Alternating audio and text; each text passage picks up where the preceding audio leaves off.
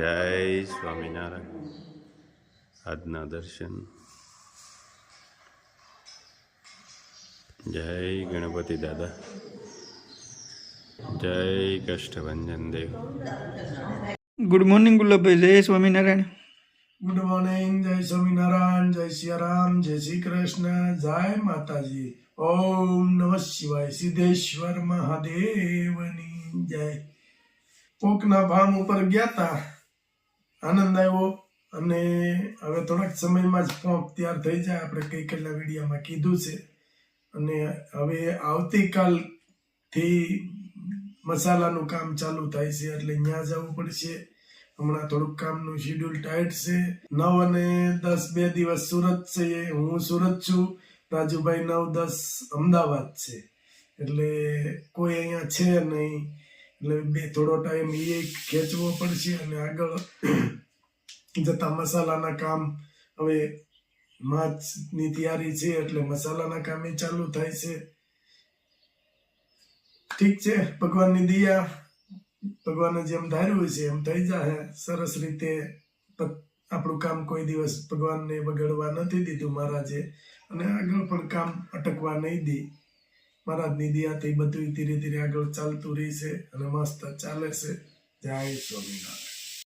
એક શેમ્પુ, એક hair oil, નવી બોટલમાં સ્ટાર્ટ. હા, અત્યાર સુધી જૂની બોટલ હું હેર ઓઇલ જતું, અને આ બોટલ આપણે સ્પેશિયલ બનાવી. જૂની આપણે એટલી હતી એ બધી પૂરી કરી, અને પછી આ નવી બોટલમાં સ્ટાર્ટ. એટલે કોઈ પણ એવું ન રાખવું કે બોટલનો કેમ ફેર પડ્યો. આપણે બોટલ મજબૂત બનાવી છે અને સારા એવા મટીરિયલમાં બનાવડાવી છે, અને 5000 બોટલ આપણે આવી છે. એટલે હવે આપણે આની આ જ બોટલ રહેશે.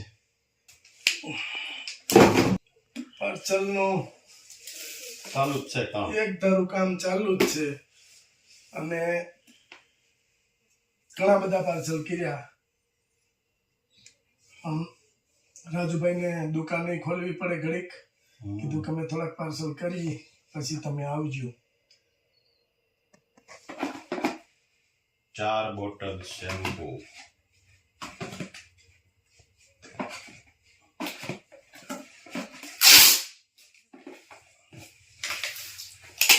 વેસ્ટમાંથી બેસ્ટ બનાવતા આપણે જ બધાને શીખવાડ્યું છે. ખોખા. છતાંય આપણે હારા નહીં. રાતે 1 વાગ્યે ખોખા લેવા જે નગરપાલિકાની કચરું ઠલવતા ત્યાં વીણમાં જતા, ત્યાં મોકલતા. છતાંય તોય આપને જ બધા કહે છે હા કે તમે આની પાસે શીખ્યા, તમે આની પાસે શીખ્યા. પણ શીખ્યા અમારી પાસેથી બધા, અમે કોઈ પાસે નથી શીખ્યા. અમને તો આવડતું જ તું બધું. રાજસ્થાન જાય છે. વાહ ભાઈ વાહ, હગામાં જ લાગે તો આપણા સંબંધી જ મગાવે છે. આપણા થોડા સંબંધીઓ રાજસ્થાન છે. હવે નામ દીધા જેવું નથી, બાકી છે ખરા. 2 શેમ્પુ મિરાક કલેક્શન કેવું બ્રાઇટ કલેક્શન રાજકોટ. વાહ સરસ. આખું કાર્ડ જ મોકલે દર વખતે. મિરાક બ્રાઇટ કલેક્શન દર વખતે કાર્ડ મોકલે છે. પહેલેથી જ આપણી પાસેથી આ માલ લે છે. હા, ઘણા બધા ખાસા એવા પાર્સલ ગયા છે. બેનનો ફોન આવ્યો તો પછી આપને તેડાવતા બહુ. એક ફેરવા આવો એ કે રાજકોટ. મેં કીધું એ બાજુ આવીશું ને એટલે ચોક્કસ આવીશું. રાજકોટ મિરાક રાજકોટ પાર્સલની ભરમાર. હવે તો કેમ હશે હજી તું કદાચ કહીશું. હજી તુવેર ડાળના ઓર્ડર છે, તુવેર ભરવાની છે. હજી આટલી સાફ થઈને આવી આ છે. આ ઈ ઘેરા માળિયું ને શેરીમાં બહારી સાફ કરાવી છે. હજી સાફ થઈ રહી છે આજે. એ આટલી બી સલાહ કરી અને હજી ધીમે ધીમે થઈ જાય. પછી એક હેર ઓઇલ, એક શેમ્પુ, આબુ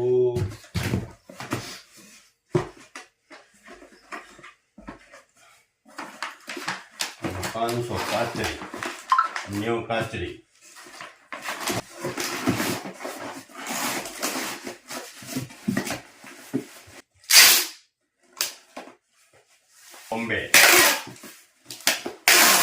બોમ્બે વાળાને બિચારાને એક હારે જ મગાવવું પડે પછી એને થોડી ચાર્જ વધી જાય.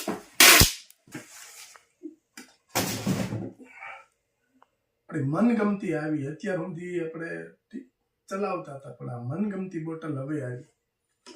અને આ જે બોટલો બનાવે છે ઈ પોતે આપણું હેર ઓઇલ, શેમ્પુ, બધી પ્રોડક્ટ વાપરે છે. બધી પ્રોડક્ટ વાપરે. પછી એને વાપરે પછી કીધું કે મારી પાસે ફેક્ટરી છે આ હેર ઓઇલ બોટલોની, તમે જે માપ દેવો ને એ હું તમને બનાવી દઈશ અને તમે કયો ઈ ભાવે બનાવી દઈશ. સપોર્ટ આપને કોઈ માણસ એવું નથી કે આપને સપોર્ટ નથી કર્યો. બધા અમે કીધું પણ બધા એમ કે છે કે 5,000 નો ઓર્ડર આપો ને તો તમને બનાવી દઈશું, પણ તમારે પેલા કેટલી જોઈએ છે પેલા જોઈ લો અમારી બોટલ, પછી તમારે જોહે એટલી બનાવી દેવું કે અમે તો આપણે 5,000 નો જ ઓર્ડર આપી પછી કીધું 5,000 બનાવી નાખો. અમને આ ગમી ગઈ અને ભાવમાં એમને બહુ રીઝનેબલ 50% માં બોટલ આપી.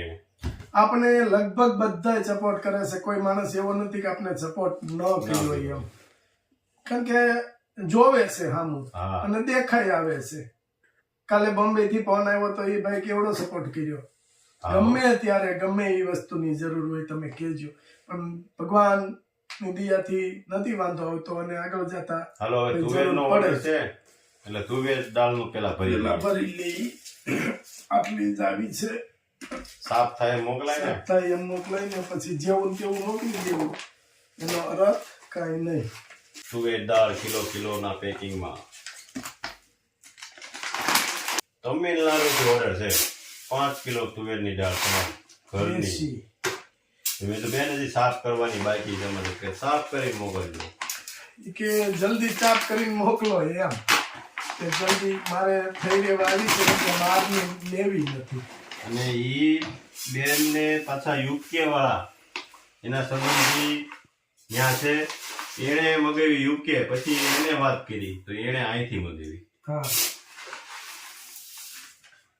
અમારી તુવેર દાળ ને તમારે ઘેરે ત્યાં થોડું તેલ ચડાવી દેવાનું. આપણે કોરી મોકલીએ છીએ. આ વાડીની ચા આપણે ઘેરે હોય તો કપ હોય, રકાબી હોય, અહીંયા આમાં ચા પીવાની હોય. એક નંબર ચા બનાવી છે મળીએ ફર્સ્ટ ક્લાસ. અને વાડીએ ચા તો આમ જો ભઠ્ઠે પાકે ઈ કઈ જેમ તેમ થોડી હોય. એક ફેરું વાડીની ચા પીવા આવો આનંદ આવી જાય. એમાં જો અહીંયા બકરી ને ઘેટાની હોય અને એની ચા બની હોય આની કરતા ઓર બની લાઈવ સીધી. બકરીની તો બધી વસ્તુ ખાતા હોય. આપણે જૂનવાણી કહેવત છે ને, ઊંટ મેં કે આંકડો ને બકરી મેં કે કાકરો. બાકી બકરી બધી વનસ્પતિ ખાય, એટલે બધા કરતા ગુણકારી દૂધ બકરીનું. અને ઊંટ આંકડો ન ખાય અને બકરી કાકરો ન ખાય. કાકરો એટલે આપણે દેશી ભાષામાં કાકરો કહેવાય. આ એક ન ખાય, બાકી બધું બકરી ખાય. બધી ટોટલ વનસ્પતિ એમ. એમાં જો બકરીને ખરખોડાનો વેલો મળી ગયો હોય ને તો બકરીને બીજું કાંઈ ન જોઈએ. જો અમારે આ સૌરાષ્ટ્રના કાઠિયાવાડની અંદર આને કૂવો કહેવામાં આવે. અને કૂવામાં જો કેટલું ઉપર પાણી હાવ કે ભગવાનની દયા એવી છે કે ગીર વિસ્તારમાં પાણી કોઈ દી ખૂટતું નથી. અને હા ઉપર પાણી.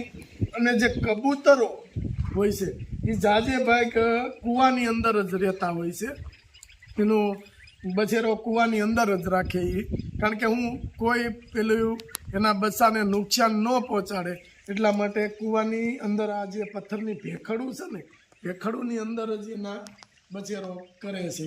અને આટલું ઉપર પાણી કે હવે તો ઘણી જગ્યાએ બહુ ઊંડા પાણી વહી ગયા છે. 700 ફૂટ દાર કરે, 1000 ફૂટ કરે, એટલા ઊંડા દાર કરે. પણ આ તો મસ્ત ગીર વિસ્તાર છે અને પહાડી વિસ્તાર આખો કે મારા એક મિત્ર છે અમારા કા હિમેશભાઈ, ઈ કેલિફોર્નિયાની અંદર પહાડી એરિયામાં રહે છે. પછી અમે એને કીધું કે તમે આવો અમારી ગીર વિસ્તારમાં ફરવા, જેવો તમારે પહાડી વિસ્તાર છે એવો જ અમારે પહાડી વિસ્તાર છે. જોઈ લો મસ્ત ગીર વિસ્તાર અને ડુંગર. અને આને અમે પેલા આ કરેણ કહેવાય. કરેણની અંદર આ પાછિકા આવે. અમે જ્યારે નાના હતા ત્યારે આ પાછિકાને આવી રીતે ફોલી જો એની અંદરથી આવો બીજ નીકળે અને અમે પાછિકો કહેતા. પહેલાં આપણે નાની નાની દીકરીઓની બધી આ પાછિકે રમતા. જોઈ લો મસ્ત પાછિકો. અને અહીંયા ઘણી બધી એવી વનસ્પતિ થાય છે. પેલા કાંગસિયા બહુ મસ્ત થાય કે બાળક કોઈ ને કડવાણીની જરૂર હોય તો પથ્થર આરે કાંગસિયાને આવી રીતે ઘસી અને એક ખાલી જીભ ઉપર ચટાડી દે ને તો એને પેટની તકલીફ નાના બચ્ચાઓને હોય એ તકલીફ વહી જાય. એ કાંગસિયા પણ અમારે અહીંયા બહુ થાય. પછી સરોઠી એ બહુ થાય. સરોઠીમાં 3 જાત આવે, બ્લેક સરોઠી અને બ્લેક અને રેડ એ સરોઠી અને એક વ્હાઈટ સરોઠી. 3 જાત સરોઠીમાં આવે. અમારે અહીંયા ગીર વિસ્તારમાં તો ઘણું બધું એવી વનસ્પતિઓ થાય છે કે સરોઠીના પાન તમારે ગમે એવા મોઢામાં ચાંદા પડ્યા હોય ને તો સરોઠીના પાન તમે 2 દિવસ ચાવો એટલે ચાંદા ગાયબ. આટલી બધી ઠંડી એમ બહુ ઘણી બધી વનસ્પતિઓ અમારે અહીંયા જંગલની અંદર થાય છે. કે જો પેલા નાની નાની દીકરીઓ કે જે પાછિકે રમજ્યું ને એ આ રીતે રમજ્યું. પછી આને છે ને આમ ઉલાળી આમ કરે, પછી આમ પકડીને પાછા આમ કરે. એટલે એને ત્યારે શું હતું જો આવી રીતે આમ ઉલાળી અને હાથમાં પાછા લઈને આમ કરીને પછી એમ કે ખમા મારા વીરને. એટલું આપણે સૌરાષ્ટ્રની ભૂમિમાં બેનને ઠેસ વાગી હોય ને તો એમ કે ખમા મારા વીરને એમ. એટલે એટલું બધું બેન ભાઈનો પ્રેમ છે.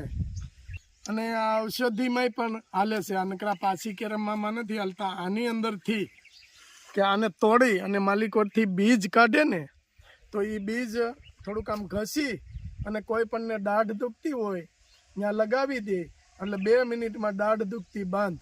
અને ડાયાબિટીસવાળાને પણ કે આને પીવાનું નથી, અને એ બીજ કાઢીને ઘસી અને માથામાં લગાવે એટલે ડાયાબિટીસ એ કંટ્રોલ થઈ જાય. અને પ્લસ કે હજી આ એક કે જે કોઈને સૌરાષ્ટ્રની અંદર ચિકનગુનિયાના વાહ બહુ છે તો આંગળા આમ જડાઈ ગયા હોય એને આ બીજ કાઢી ઘસી અને લગાવી દે હાંધે એટલે દુખાવો બંધ. મસ્ત બધી ઔષધિ જ છે એક જાતની. પણ આ દીકરીઓને રમવામાં કામ આવે. પછી આ ફૂલ છે, આ વ્હાઈટ કરેણ છે. આમાં એક પીળી કરેણ આવે છે અને આના આ ફૂલ મહાદેવજીને પણ ચડે. ભગવાનને કરેણનું ફૂલ અતિ પ્રિય. એટલે ભગવાન કરેણનું ફૂલ છે આ. એટલે આ ઝાડ છે કરેણનું, પણ આના ફૂલ તો ભગવાનને ચડે છે. પછી જે એનું ફળ થાય છે ને એ તો ઔષધિ છે. કે નથી કહેતા કે રામબાણ ઈલાજ, એ આ રામબાણ ઈલાજ છે આ, કે ભગવાનની પ્રિય વસ્તુ છે કરેણ. એટલે જો અમે આટલા લઈ લીધા છે. કોઈ પણને દુખાવો, દાઢનો દુખાવો કે કોઈ પણ હોય તો આની અંદરથી બી કાઢી અને એને આપશું આપણે.